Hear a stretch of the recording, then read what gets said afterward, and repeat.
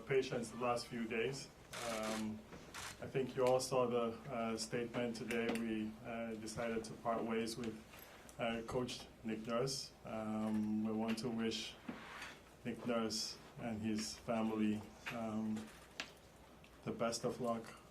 Thank him for everything he's done in this organization, including helping us win incredible championship, incredible 10 years. So tough times, and had a great conversation and conversations with Nick today and the last week, and we really wish him the best of luck with his family. Was there one thing that tipped you to this point? It's a good question, Doug. I think that game the last year summed up like what has gone on in this organization, the feel, the spirit of who we really are. It's been very disappointing for us, and we want to gain our momentum back as a team, togetherness, all the things that I think culture we have stood for here, I think we lacked this year. Did you see that eroding over time, or did it just sort of pop up in the last month of this season? Well, you could see it throughout the year. There was never that full excitement. There was never that full spirit. There was never that feel of like togetherness. We all saw it. You all saw it. It's not something we're making up here. We win 2, and then all of a sudden, like it goes another way. You seem like you're gaining, and then it goes another way. And it's not one person or one finger to point, and there's no pointing a finger at Nick. I have to take responsibility for this too. And as a leader of this organization, I will always do that. But it wasn't us. Yeah, this year wasn't us. I think everybody saw that. Masai, why did you, when you say you point to the way things kind of unfolded this year, and I mean the team is very inconsistent. Often inconsistency often comes when a roster is kind of challenged. It doesn't have the qualities it needed, and you can make the argument Nick did a really good job finding ways to be competitive given some of the shortcomings with the roster. So how did you deal with that in your conversations with Nick, and why did you decide it was a new coach that was needed versus replenishing the roster? I think changes are going to be made on all fronts, and we're going to address that with the team. We saw how different players on our team would rise, would do well, but we never did it like collectively, and maybe that could be fit, maybe that could be sometimes system, sometimes role orientation, sometimes accountability, all the things that we think we're going to really look at, in how our roster is built. But we believe in the players we have, and whether it's tweaks or major changes, we're definitely going to look at everything. Masai, what are some of the qualities and characteristics you're looking in for Nick's replacement? We're going to go into that right after we get through this. To be honest, we haven't gone through that exercise yet. It's going to be a lot of conversations just internally, talking to Bobby and the crew on some of the things we're going to need. Obviously, looking at the roster and the fits, but we gotta build spirit back here. Like the culture, those things that bring us together. Like to move like we've always done here, and we need that back. This is very crucial for us. With our culture, again, I'll continue to say that it's very vital for us to have incredible energy, that lifts people and gets us to work together. Have that overall organizational goal, to go win. And let's see, build next few years and see how that goes. Knowing how competitive you are and how much you hate to lose, how difficult was this past season? I think it was difficult for all of us, Steve, everybody. It's really difficult. I never look at, honestly, I never look at the last 10 years, all I think about is how you win. I almost think that sometimes we almost have to validate the championship we won. That's how much we have to win here. And I believe that we're going to win again in Toronto. Yeah, I feel strongly about that. But to watch us play this year was not us. I did not enjoy watching this team play. And I think that spoke loud and clear to everything that I think went on this year. And it bothered all of us. It bothered coach too, but sometimes we have to make change and we have to move forward. We're about winning here, and I think we've not only said it, we've at least tried to do it. And that's where we're going to continue to go. Sorry, I was just saying, you said the team was lacking the energy, the spirit, the culture. Did you have discussions with players before making this decision to part ways with Nick, and was that something that was expressed from players? No. To be honest, we met as a front office staff. We met with Nick continuously after the season was over. And that was the process. That's our process here after every season, is we evaluate. But we had conversations with players when they were leaving, and they expressed themselves in many different ways, and again, it's not one thing you can't point a finger at just one thing. But yes, they express themselves about many things. You mentioned system earlier, and that's something that Fred kind of talked about last week, is that he thinks it's time maybe to rethink the identity and the style of play. He mentioned chaos and offensive freedom specifically. Is that something that you agree with, and is that something that you'll strongly consider when looking for the next head coach, is that next identity or style of play? Yes, it has, whoever we're interviewing, whoever we're bringing in, has to, convince us of, a good style of play that we think, will fit us, fit our culture, fit at least some of our players, or the players that we have. As you guys know, in the NBA, you can't make every change, all at once. So we have to build through this. Yes, style of play is going to be really key, to what, how this new head coach defines what he wants to do here.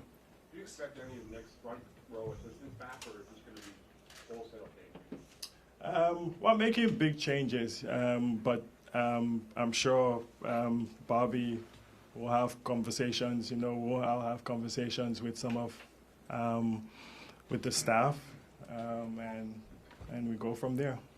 Masai, at the trade deadline, you mentioned that the team was playing selfish, and you were hoping that Yaku would help address some of that with his style of play. Over those final 25 games or so, what encouraged you? What were your expectations, and how did things play out? In Yak, I know a lot of people questioned, what we were trying to do at the trade deadline, and just to explain it again, the way the NBA is situated now is there's a lot of parity in the league, I think we see, and you don't necessarily have to tear down your team, to build it back up. And I understand the draft, and I think there are ways that we can get into there. I think we have the abilities to draft well, but getting a top 10 center in the league that I think fits with our team in terms of a lot of the things we needed to address. Number one, selfishness. Like number two, I think Jakob has a lot of high basketball IQ, a pass-first center, and I call players like that a championship piece because you can put him on any of the teams now, maybe except the ones that have great centers, but you can put a player like that on that team and he fits in like right away, and we have to figure out some other parts, but that caliber of a player to me, is worth us paying attention to. Everybody always says, oh, why don't you have a center? Why don't you have a center? Why don't you have a center for a long time? And it's just finding the right one, finding the ones that can fit and can play. And at least we found a piece there that hopefully, as we build these pieces together, can amount to that. Are you happy with the way that the younger players on the roster, the guys in and out of the rotation or with 905 have been developed at this point? I think the answer there is no. Obviously, some of them played more than the others. I think out of all the young players, maybe Christian got maybe the most opportunity. Can't tell with the top of my head with minutes, but with Malachi and Delano and Ron and Precious and all the young players we have, I think one of the things we talked about was maybe utilizing some of these players like a little bit more, giving them, like a room to actually show if they have or if they don't have. And I think we didn't do so well, with that this year. And I think that hurt us some in developing our young players. You talk about culture as a foundational element, but it's very opaque. How do you rebuild culture after part of it has been lost? Specifically, what can you do? I think it's by making major changes sometimes, and this is a major change we've made. There are things you have to shock, you have to hit, you have to. I think there has to be some kind of friction, some way, to do that. The culture here has been honestly we love it. It's incredible. I think we follow the culture of an incredible city, people, humility, everything that we stand for here, togetherness, and we lost some of that, but I don't think it's nothing that we cannot build right back up again. Some of this stuff sometimes, when these things happen, not winning pronounces it a little bit more, but we believe we'll get right back, even if it's slowly back to where we feel that we can be as an organization and as a team. Just following up on that, do you see it kind of as a parallel to 2018 when you needed that friction and obviously made the coaching change and the big trade? How do you compare the franchise now to that point?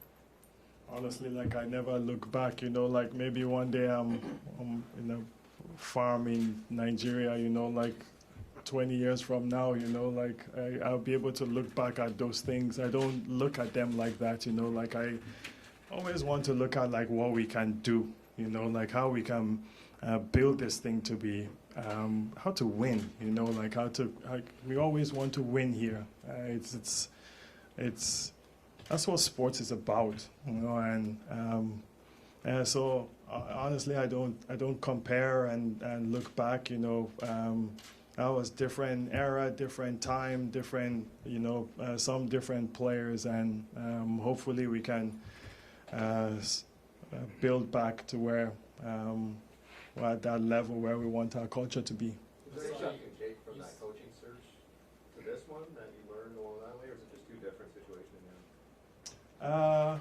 No, I think the coaching search is different. You know, like I think Teresa, Dan, Bobby, they did an incredible job in just detailing like the process of what we go through in finding a next person to do this job, and we're actually even learning more to see what the nuance of these kind of processes are going to be, and we'll put that in place. You know, like I'm excited about that. You know, because you get to meet people with different minds and different types of thinking. You know, with the mindset of winning. Do you have a timeline in place? Not yet, Doug. You know, this has been hard. You know, like the last week and a half, and I think once this day has gone through, you know, like then I think later on this evening we can begin to like attack all those things. Then Well, you don't want somebody by draft lottery or. I think having somebody by the draft will make sense for us. You know, like I think that would make sense for us to go into that with a head coach. There's an old expression that you win a championship and you walk together for the rest of your lives. And you do what? You walk together or stand together for the rest of your lives. Yes. I've heard that in many sports. Yes. Knowing that and knowing what happened here, how difficult emotionally was this party? Very. So you say you look at everything, looking for other major changes. Player-wise, are there any untouchables, players you want to keep building with? You know how difficult it is. You know, like I just saw Nick. You know, like we met this morning. You know, like, and when you see him and he says, "Good luck with those guys," you know, like that's tough. You know, like he means well. You know, like, and we mean well for him too. You know, like there was nothing contentious, nothing. It was actually like an unbelievable thing to go through that process, like with him and the spirit that he had, you know, like through this. So I commend him for that. I commend Bobby too for that.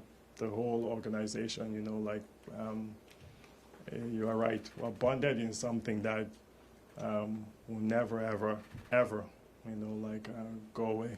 Why did you feel the need to meet with Nick, you know, not just this morning to let him go, but through this process? Like you know, you had 82 games in 5 years, and you know, what were you hoping to accomplish or learn, and why was he willing to participate in these meetings this week? Like, what was the process there? Because of the year we went through, because of what we've gone through the last 3 years, you know, like it's not been easy, you know, with everything, you know, and I have to look at myself too in the mirror with these things, you know, and I think we're winners. We want to be winners here, and we're detailed. We're just a detailed organization, you know, and if a coach or an employee or a player is not offended by the details and everything we're going to go through, we're going to do it like respectfully. We're going to go through that, you know, and you to me, you have to do that. He's a great basketball mind, so we really have to do that. We have to look at the future, you know, and things that will help us also, you know, like as I said, this is humility, right? You know, like this is us as human beings and sports bringing us together. We all have to get better. We all have to get better, but winning and the future is where we have to look. Was there a possibility in those conversations, the conclusion could have been, you know, it's more of a roster issue or a scheme issue, and are we willing to address either of those things? And if so, let's continue. Like, was that on the table at all? The decision has been made. I know now, but Yes. I'm saying as you're going through it, Yes, everything or was it inevitable. It was going to end with him being fired. no, everything was on the table. Everything was on the table. Just going back to spirit of culture for a quick second, when Nick made those comments in Philly pregame, what kind of shift did you see, or how did it impact spirit and culture? Because I know you talked about like the city and the fan base, that you saw there was an impact there, and it clearly was brought up to your team a lot. How did you see it kind of impacted there? Yeah, to me, you know, I think I'd lose my mind if I had to talk to you guys every day. Seriously, seriously, I'd lose my mind, you know, like, but I honestly, like, you know what George Carr used to tell me? He said, I'm going to make 6 mistakes every year. 6. So you have to give me 6 mistakes, okay? And he'd make 1, he'd make 2, he'd always tell me about it, you know, like, so I think, you know, like, maybe possibly like Nick made a mistake that day, you know, like I didn't use it in this whole process at all.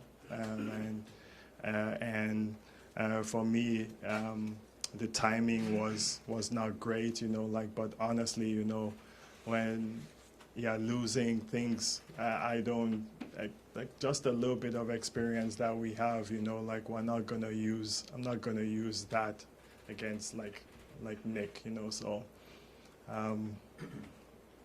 I think he knows that it was a mistake, and we all moved on from it. Masai, you talked a lot about how the culture shifted this year, but do you know why it shifted? Do you have a theory?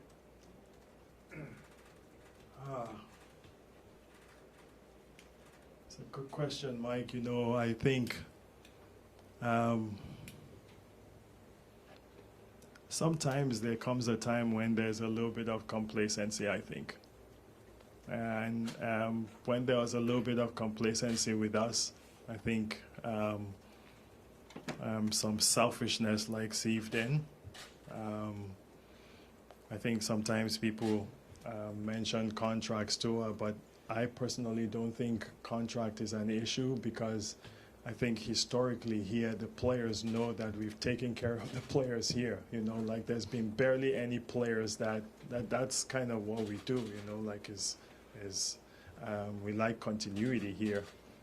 So I didn't see where, you know, like that was an issue, but some people would say accolades and all the different things that, you know, players can get or what they are gunning for. But yeah, selfishness, like I think I mentioned it before, and I think the players know that, you know, they know. I think, did that happen because of the system or different things that we did, or was it them individually? Again, I'm not going to point fingers now. I just want to know how we are going to do better.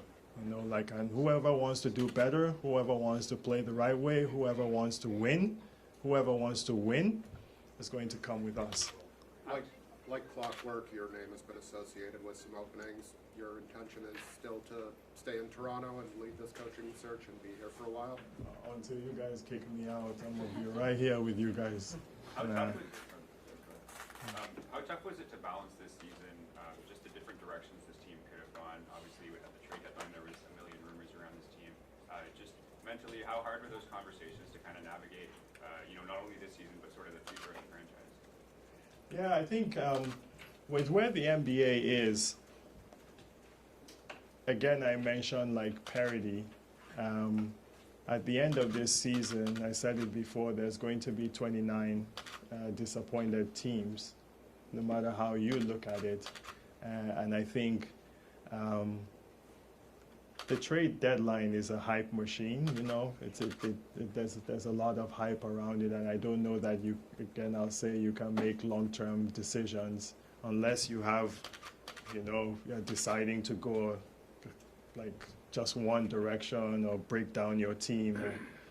So I think a lot of the options we had at the end at that time will be available for us, you know, at the end of the season. Masai, you guys were coming off such a high the previous season. When did you feel that things started to shift? You know, even last year, you know, like when you're a growing team like us, you know, like did we kind of overachieve a little bit? And then this year, where do you measure that? You know, like with what happened last year. Honestly, like those few first games when we came in, you know, like you went in thinking you can win any game. I think we had the confidence of that, you know, like, and right around the New Orleans game and the Brooklyn game, I think it just, something there, you know, like just didn't seem right, to be honest. You know, like, and it started, Doug, you remember? Yeah, I know. Grange, you remember, you were there, and it didn't. There's something there that did not seem right at all, you know. Like, and from there it started taking a turn. But when you play the team, yeah, in a season, you hope, you know, like you want to do, you know, like you want to do better. Or you see signs, you know, and but yeah, it just was tough from there.